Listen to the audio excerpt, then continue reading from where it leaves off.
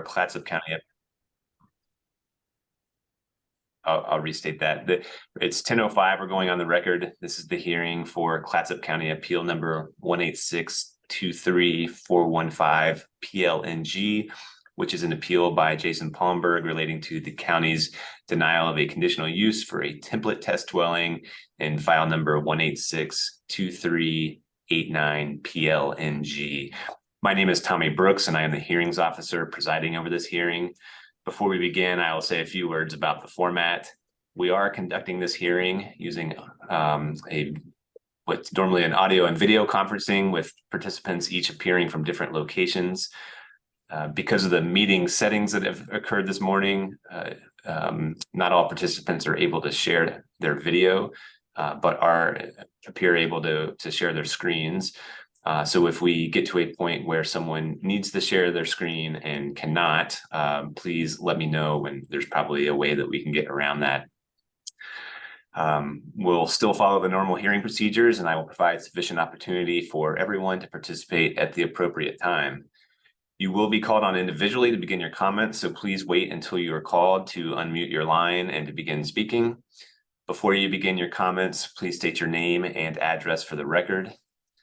My role as the hearings officer is to affirm or deny the appeal. We are conducting this hearing de novo, meaning that participants are allowed to provide new facts and arguments during live testimony. If you have written comments, please provide those to staff before I close the record so that they can be included in the record.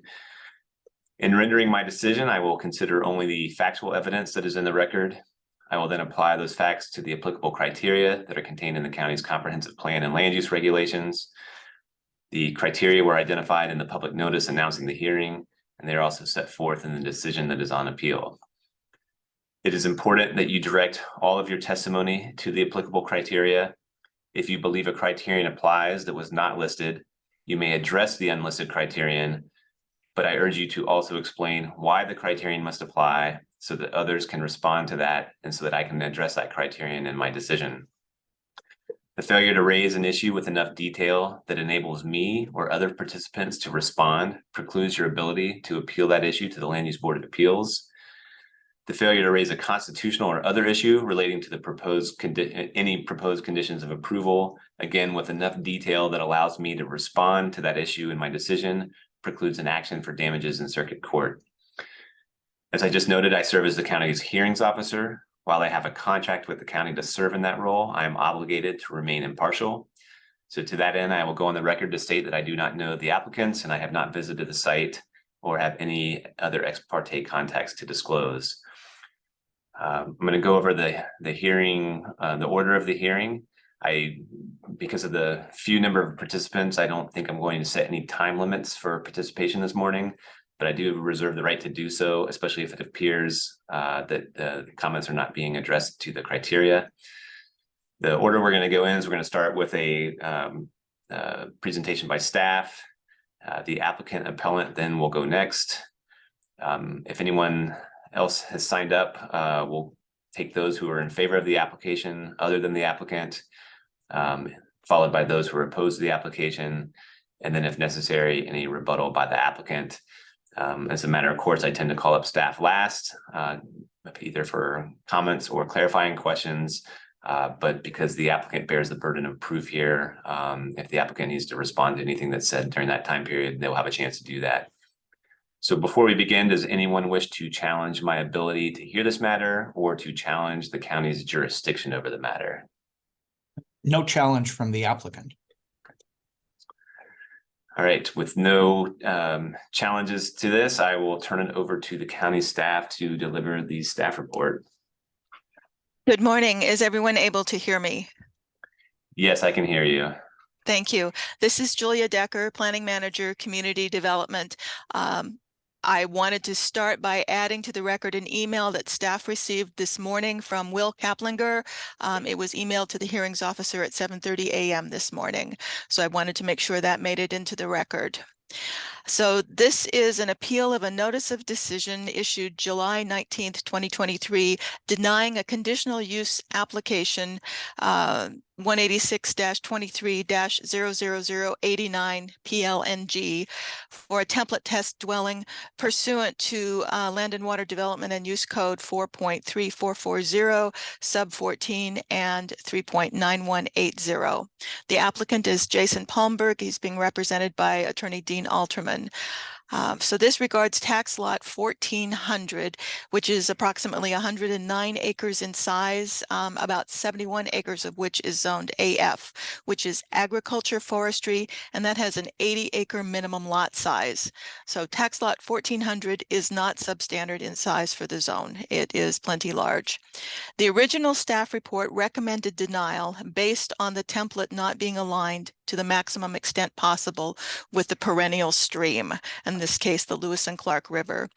It is, in evaluating the application, staff endeavored to determine the appropriate alignment for the template. So the methodology used by staff on this was an Esri tool, which staff continues to maintain is more accurate than the web maps tools that are found on the county's website. When evaluating template tests, staff first determines the type of template to use, then the alignment of the template, then captures the number of tax lots and dwellings. The soils analysis and counting of the tax lots and dwellings in existence on January 1st, 1993 is the final step. Staff does not manipulate the template to try and obtain or not obtain the necessary number of tax lots and dwellings and then write findings afterwards to justify the orientation. Staff creates the template first. And so in evaluating templates produced by applicants, and this is not an accusation toward this one, toward this template test, this is just in general, this is sort of what's been going on and staff has been responding to it. Staff finds sometimes that applicants take the opposite approach. And so for this reason, staff has been working with the county's GIS staff to devise a system that takes the subjectivity out of the template orientation. So in this particular case, the original staff report found that the applicant's template did not align to the maximum extent possible with the Lewis and Clark River. The applicant measured 3 sections of the river, 2 shorter sections that totaled 2,400 feet that went east-northeast, and 1 larger section that measured 2,100 feet, which went west-southwest, and then based the template on only the 2,400 feet found in the 2 shorter segments added together and disregarded the 2,100 feet of the 1 longer segment. So about 47% of the total river channel length was disregarded. The method did not account for the entire river frontage. At this point, planning staff consulted with county GIS staff who found that the Esri tool, a linear directional mean tool, produced a template that is more objective in its alignment. Staff found that the LDM, linear directional mean, result objectively determined the average orientation of the river, considering the entire river, and that it considered the entire orientation of the river frontage of the subject property rather than excluding nearly half of the distance. So therefore, staff found that this result was more consistent with the applicable review criteria. Because the applicant's proposed alignment was not found to be aligned with the river to the maximum extent possible, staff could not use it to support the application, and this led staff to use the LDM to align the template. The template, regardless of soil type, must find 3 dwellings, even allowing for an interpretation of section 3.9190 G1B, which allows us to count a dwelling a quarter of a mile from the edge of the subject parcel if it's within the length of the 160-acre rectangle and on the same side of the river as the tract. Even allowing for that, there would only be 2 dwellings, not 3, as required to approve the template test. So based on the analysis and findings, staff found only 2 dwellings, regardless of how the soils analysis comes out. And so based on the analysis and findings contained in the memo and the notice of decision denying the template test application, staff recommends that the hearings officer uphold the denial of the application. Additionally, staff recommends a second dwelling of the applicant's choosing may be added to the list of dwellings, but finds the template does not contain the necessary number of tax lots, or pardon me, of dwellings. In the event the hearings officer finds the template test may be approved, however, staff recommends the conditions of approval found in the notice of decision may be applied. And staff would be happy to attempt to answer questions regarding the template test and rest. Sure. Thank you, Ms. Decker. I do have a couple of questions for you. It seems like one of the areas that needs to be resolved in this is relates to that methodology, and the information I read about staff's approach implies or states really directly that when figuring out the orientation of the template, that you actually used basically an infinite number of lines that are produced along the river, and then taking an average of those in order to find that mean direction. The response from the applicant was that you really only use 2 points, the sort of the start point and the end point on the north and south of the parcel, and drew that the model only actually makes one line. And so I think I need from all the parties some more information about exactly what the basis of the template is in terms of its orientation, and whether or not staff's orientation is based on 2 points in a straight line or basically a mathematical model that allows you to do an infinite number of lines. Staff is attempting to use a model that allows an infinite number of lines. Staff is still working out whether or not that is exactly what we have in the way of the tool. We are still working on that. Probably the best person to answer that would be our senior planner, Ian Sisson, who worked extensively with GIS staff on that. So if I could call on Ian to respond. Of course. Hi, good morning. This is Ian Sisson, senior planner. So the LDM tool, I just want to point out, produces 2 different outputs. There is a direction output and there's an orientation output. So what we're after for the purpose of this analysis is the orientation. And, having received the feedback from the applicant only a couple of working days ago, we have not been able to conclusively look at what we have produced. We believe it may be the orientation. Again, the tool has multiple different settings and is newer to us. So we've been working with GIS staff to understand exactly how it works and what result we're looking at. Unfortunately, we have not been able to fully go through that process, as it's only been a couple of working days. Okay, thank you. Ms. Decker, I guess it's still back to you. There is the new comments in the record that you referenced this morning. I did have a chance to read those. But with respect to the productivity of the parcel, there's I guess the dispute is more about sort of what the predominant soil type is. Does staff have a response to that piece of the comment in terms of whether or not the analysis of what the predominant soil type leads us to needing the different number of parcels in the template? There is only one template parcel, the tax lot 1400. It has multiple soil types and multiple zones. And the original staff report looked only at the agriculture forestry zone. So that actually is where staff was apparently looking to come up with the soil types. And that was using the web maps, which is not the best tool for it. And so they were basically it was almost a dead heat as to which one was predominant, but the AF would have been less so, it appears. So based on the entire parcel, the AF portion and the AC2, which is aquatic conservation 2, based on the entire parcel, then the Grind Brook would have been less predominant. It would have been the second most dominant.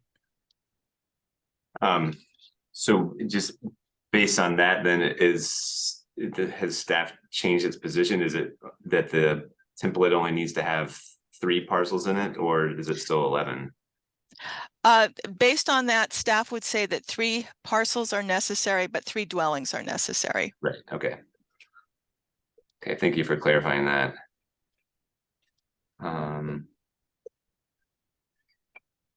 Another question, this might be a little philosophical, I don't know, and it may change since you are apparently still kind of grappling with your template, but one of the comments in the staff report sort of noted that the alignment of the applicant's rectangle was, almost in a 90-degree rotation from the alignment of the staff rectangle that runs more north to south. What I'm trying to figure out is, as long as one of the lines is aligned with the stream, does the 90-degree rotation really matter? Sorry, this maybe would be helpful for video because I'm holding my hands up, turning things that don't exist. But would a rectangle that's rotated 90 degrees not still be in the same alignment? It's aligned to the to the greatest extent possible. So alignment with means we're looking for the orientation that goes to the greatest degree with the grain, I guess, would be the way that we would best explain it. And I see that it appears County GIS staff, Brian Wilson, has taken a hold of the screen. Brian, did you wish to present for a moment? I just thought it might be useful for you to have the map up there. And I will comment that at this point, I'm still trying to work with the LDM tool, and the green rectangle is a newer one that I did on Friday, but I don't really want to step out and say that's what it should be. But based on the way I'm using the tool now, it only changed the parcels affected by 1, that 1700 down there on the right. But otherwise, I just thought you might want to have the map up there so you have it to look at. Thank you.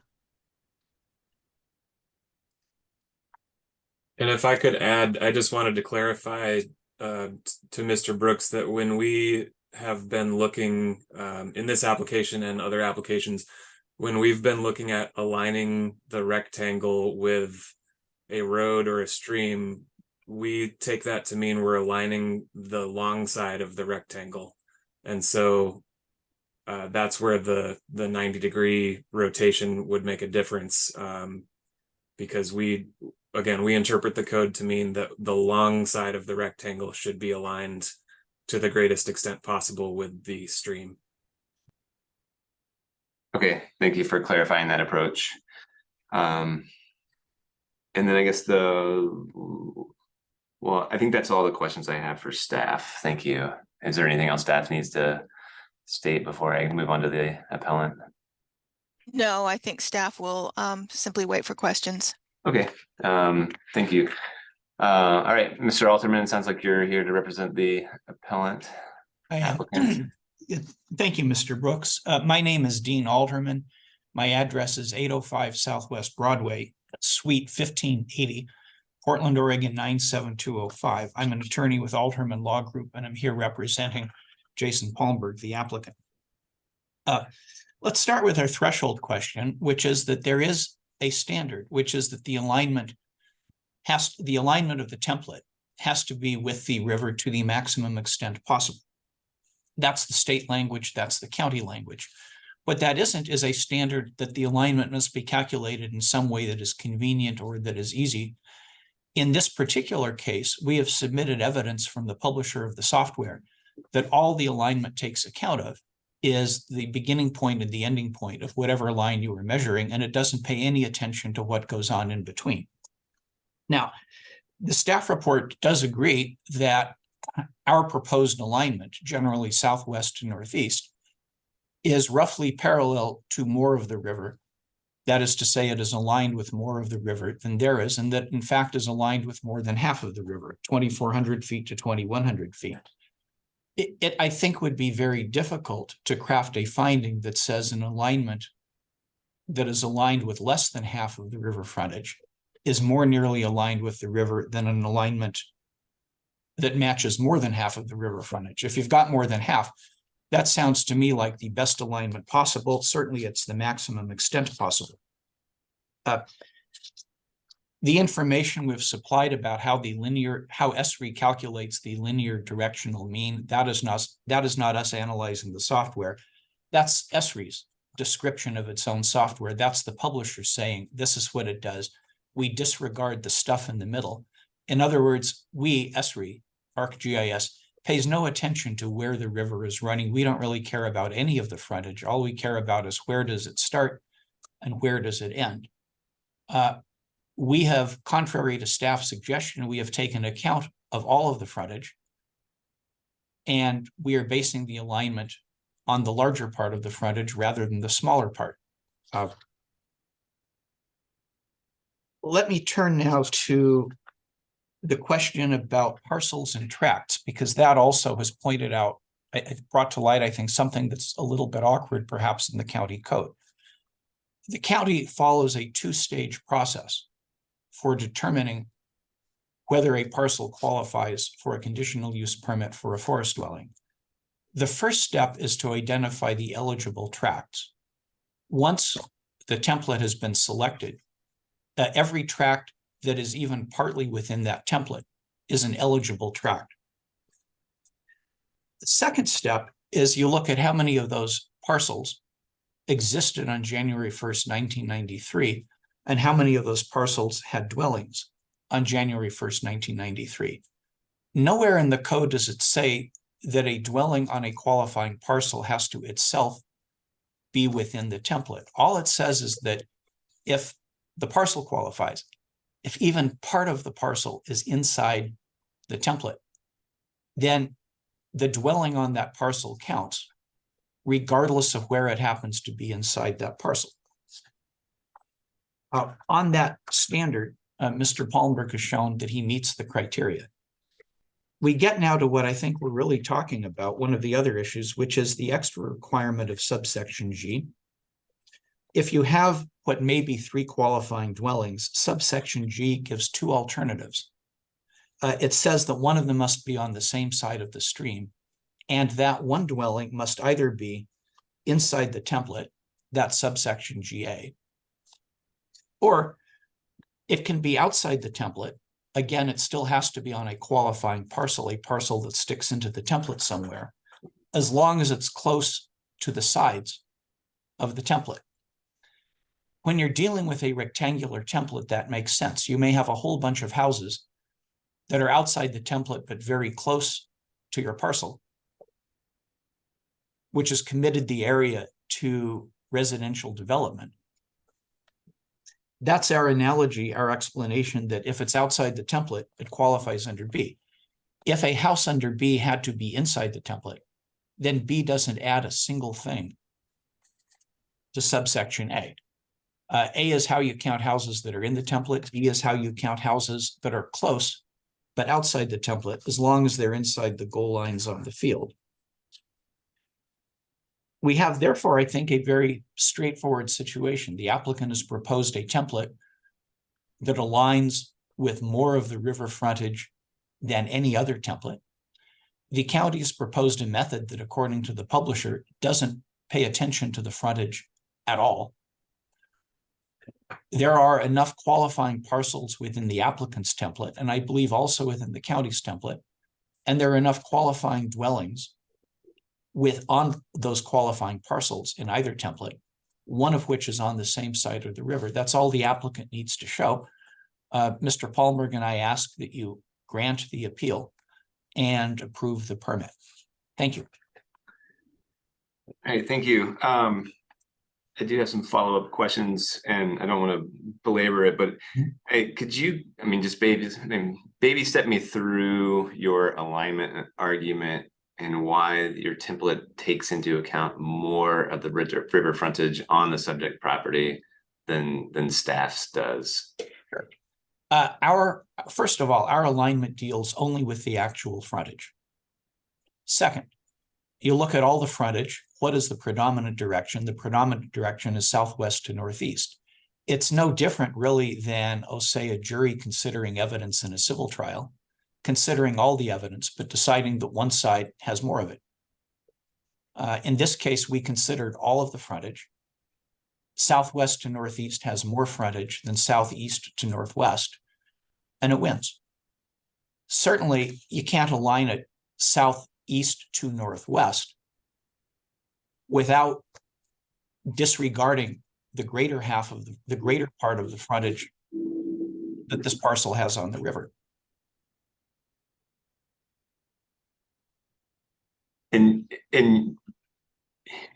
terms of where you have calculated that southwest to northeast frontage, in these numbers, what are those based on? I mean, as I look at the figures, the piece that's sort of, I guess, inside your template versus the piece of the river that falls outside of your template, they seem relatively the same. So I guess what is the basis I'm looking for to say that the amount of the frontage that is aligned with your template is actually the greater part of the frontage? Sure.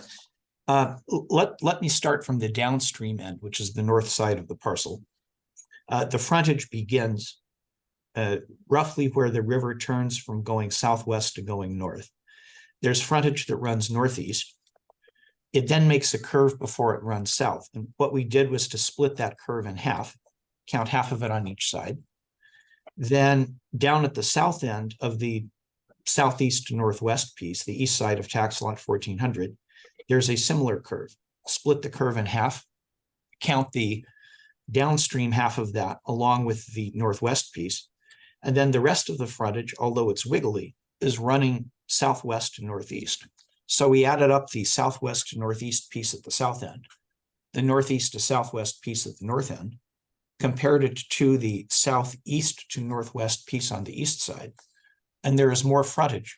There is more frontage that is southwest northeast than there is frontage southeast northwest. A different way maybe to look at it is that this property has three basic river sides. Our alignment aligns with two of them. The county's alignment aligns with only one of them. Does that answer your question? Yeah, that helps me understand what your alignment argument is based on. The other question, and this is probably less for you than it would be in a response from staff, but the materials that you identified that talked about the alignment being based on just the 2 points rather than the infinite number of lines. I do note that it's speaking to the direction of a line and not necessarily the orientation of multiple lines. And the figures that are included in the materials sort of show how when there are multiple lines going different directions, you can still get that linear mean to show the orientation. So are you equating, I guess, the fact that it builds a line based on 2 points as also being that it bases the orientation of multiple lines just on 2 points? I believe so, but I have to admit, I am not quite positive about that. Okay. I will, and I can submit this after the hearing if you'd like. If I may, I'll read 3 sentences from another one of ArcGIS's pages explaining this feature. Many linear features point in a direction. They have a beginning point and an end point. Such lines often represent the paths of objects that move, such as hurricanes. Other linear features, such as fault lines, have no start and end point. These features are said to have an orientation but no direction. For example, a fault line might have a northwest-southeast orientation. You can calculate the mean direction or mean orientation of a set of lines. And then it goes down and says further, while most lines have many vertices between the starting point and the ending point, this tool using only the starting point and end point to determine a direction. Now, I wrestled with that a bit because I think of a fault line, after all, as being simply a line. with an orientation. But here we're dealing with something that really has a direction, which is frontage. And if the lines go in and you ask for the direction, all you get is beginning point to end point. Okay.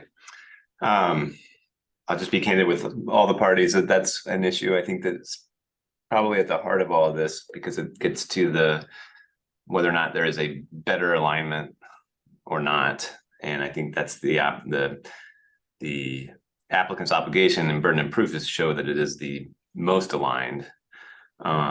So any additional information along how these templates were aligned is going to be useful. Sorry, Mr. Brooks, may I add one point to respond to that? Is that if the LDM tool does not take into account any of the river frontage, that this is one of the points of our argument. If it doesn't take into account any of the river frontage, but merely looks at 2 points, then almost by definition, it cannot produce a result that could meaningfully be the best aligned with the river. If it disregards the frontage altogether, because it seems clear that the code and the statute intend the frontage to figure into the calculation in some form rather than no form at all. Thank you. I do believe I understood that as part of your argument that the county's staff's template was based on sort of the start point and the end point only, and not necessarily the direction of all of the frontage that is intervening between those 2 points. And that's what I'm trying to understand, is whether or not that model actually did take that into account. And if it just looks like it is based on those 2 points, or if it was in fact based on a number of lines built off of the river frontage. Okay, I think I don't have any questions for you about the dwellings not needing to be inside of the template. I understand that argument and the text that that's based on. I guess my last question then for the applicant would be, if we do, staff sort of has an alternative recommendation that if this gets approved, there's a number of proposed conditions of approval. I don't believe I've seen any statement by the applicant about whether or not those are acceptable or sufficient. So I wanted to give you an opportunity to weigh in on that. All right.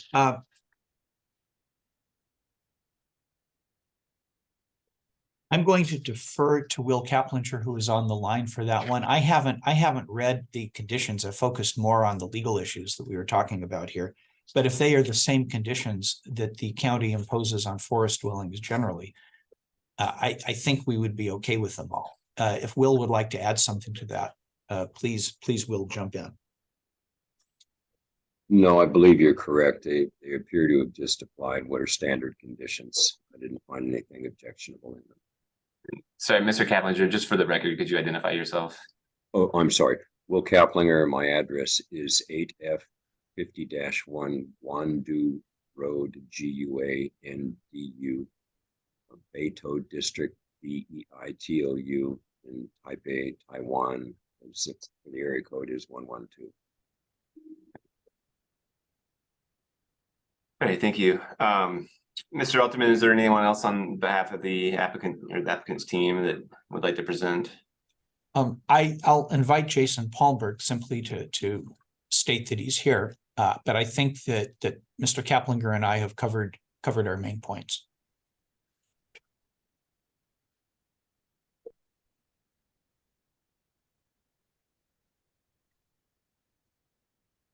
Mr. Palmberg, is there anything you would like to add?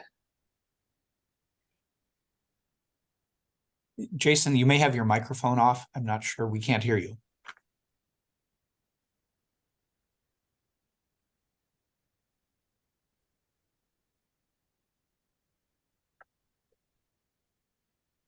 All right.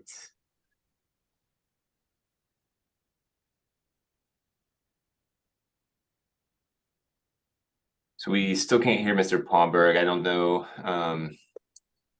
if there's a way for you to let us know if you're trying to speak or not. It looks like your mic is off the mute, so that we should be able to hear you if you're speaking.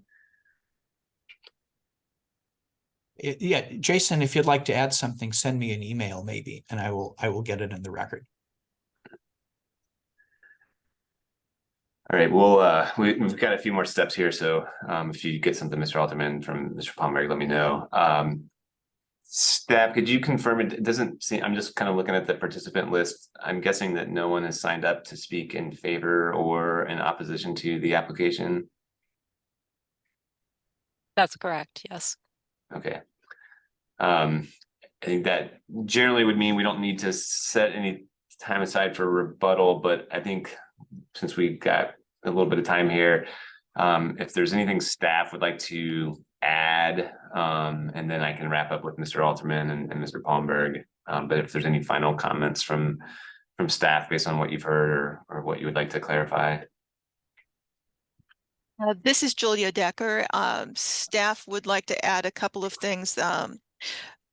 One thing that staff wanted to note that the code does actually tell us in 3.9190G1BE, a dwelling is in the 160 acre template if any part of the dwelling is in the 160 acre template. And staff considers that to mean that if any part of it is in the template and it counts, then at least some part of it has to be in the template in order for it to count.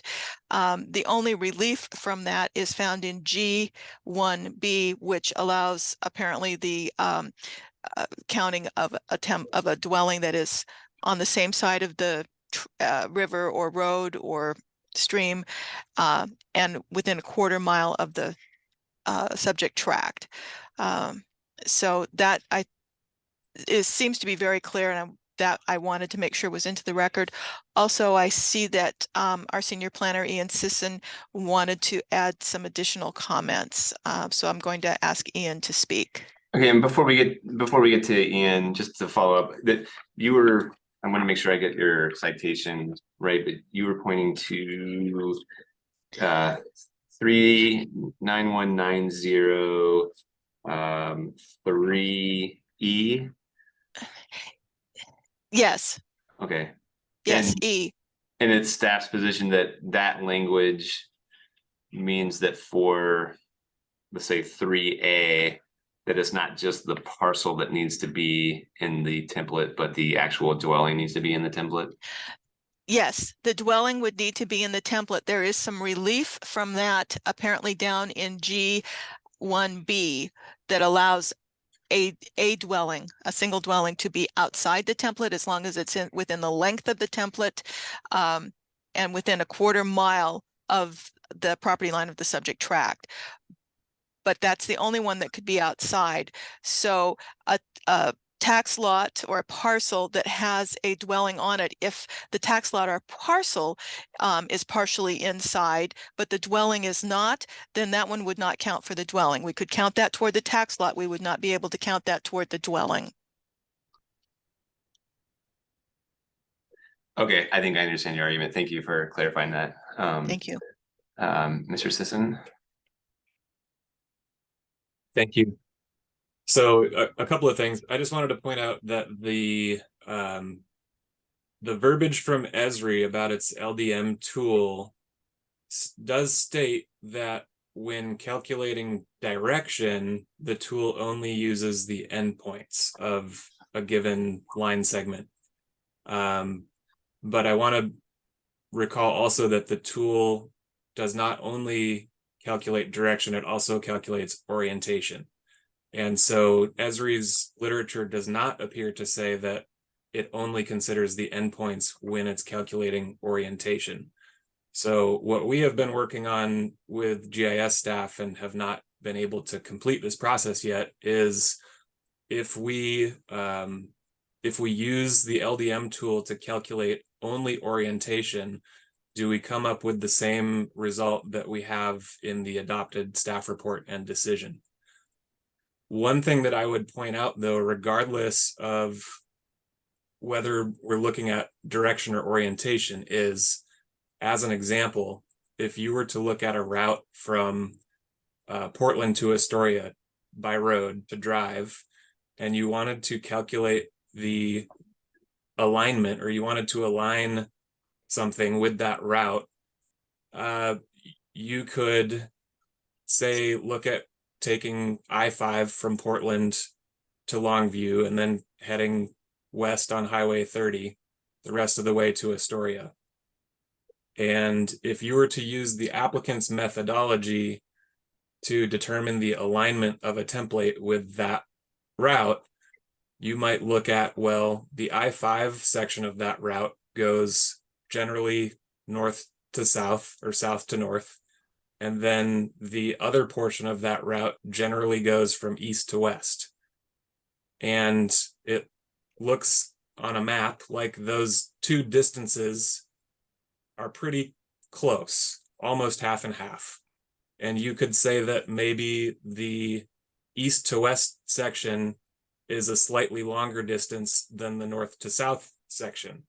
And so you could say, well, this template should be aligned east to west because that distance of my route is greater than the distance that goes north to south. And so you'd have your template aligned east to west. However, it would be more refined and more accurate, in my opinion, if you just connected the endpoints of that route from Portland to Astoria, and your alignment would be generally south-southeast to west-northwest. And that alignment would better represent the average orientation or direction of that route. So I just wanted to point that out, that, you know, the methodology that's used by the applicant would still, in that scenario, create a result that wouldn't really make sense for aligning something to the greatest extent possible with a given path. Thank you. Thank you. I don't have any other questions or anything for staff. I will turn it back over to you, Mr. Alterman, as the applicant's representative and bearing the burden of proof here. If there's any sort of rebuttal and wrap up you would like to do. And also, I wasn't clear from your earlier comment if you wanted to submit additional stuff to the record, or if you were okay with us closing the record today. All right. Thank you, Mr. Brooks. First, it sounds to me as if probably we and the county both have a little work to do in determining if SRE publishes any information at all about what it does with orientation. I'm happy, however, closing the record today rather than hold it open. I think we've got the basic issues out. I would like to respond first to Ms. Decker's comment about section 3.9190 sub, was it G1BE? I think I may have that right. The sentence, a dwelling is in the 160 acre template if any part of the dwelling is in the 160 acre template. That's the sentence. Staff is interpreting that as a requirement, as imposing a requirement that you can't count a dwelling unless the dwelling is inside the template. But that is not at all what that sentence says. It's not phrased as a requirement, unlike F and G. All it says is that if you are at a point where you need to determine if a dwelling is inside the template, then if any part of the dwelling is inside the template, you count it, the whole dwelling as being inside the template. Is that people aren't going to get hung up on whether 2 bedrooms or 3 bedrooms or 4 bedrooms of the house are inside the template if the line happens to run through a house. But it doesn't say that you get to count dwellings at all, only if they're in the template. For that, you have to go back to, again, it's the plain wording of subsections 1 and 2. And I should have put in which letter this is. The first part is where you simply identify the tracts. Are all or part of at least 11 other lots or parcels that existed on January 1, 1993 within the template. And then the second part, at least 3 dwellings existed on January 1, 1993 and continue to exist on the other lots or parcels. If the code had intended, if the drafters had intended for dwellings to qualify only if they're in the template, then this would have said at least 3 dwellings existed and continue to exist on those parcels inside the template. but it doesn't say that. Nothing in nothing in 1 or 2 requires the dwellings or even hints that the dwellings have to be inside the template at all, as long as they sit on a parcel that is inside the template. Here we think in interpreting subsection E to be a requirement rather than simply a helpful rule of construction. We think staff is erred, and we think that our position is correct. Thank you. One follow-up question on that. I'll just tell you, I tend to agree with your reading that when we're talking about the parcels being within the template and the dwellings just have to be on those parcels. What is in your mind, the utility of that section E that talks about the dwelling being in the template? When do we ever care that the dwelling is inside the template? Well, I'll give you an example drawn from a different situation. I grew up and went in a tiny but very desirable school district that straddled a county line. 3 people had built their houses in years past across the county line and across the school district line, and got into big arguments about whether they got to be in the good school district and the bad school district, which led to both school districts going out and surveying the line running through the house and then trying to figure out which bedroom was on which side of this line that ran through the house. The utility here of subsection E is simply saying, if the line runs through the house, you don't have to measure the house.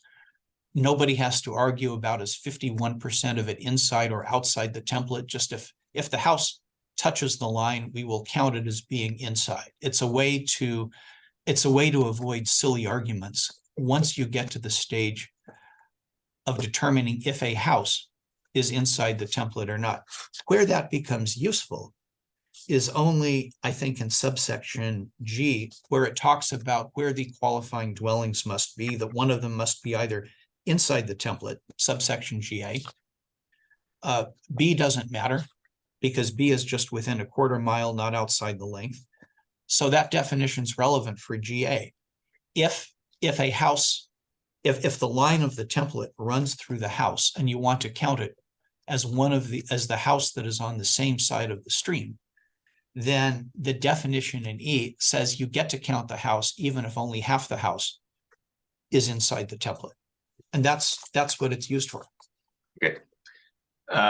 Thank you for taking the time to explain that point of view. I have no other questions for the applicants. I think that means we're done at the end of the hearing. There has not been a request to keep the record open. So I'm going to close the hearing and the record here at the same time. It's 10:53 on the 25th, and I will take the matter under advisement. Great. Thank you, Mr. Brooks. Thank you, everyone. Thank you.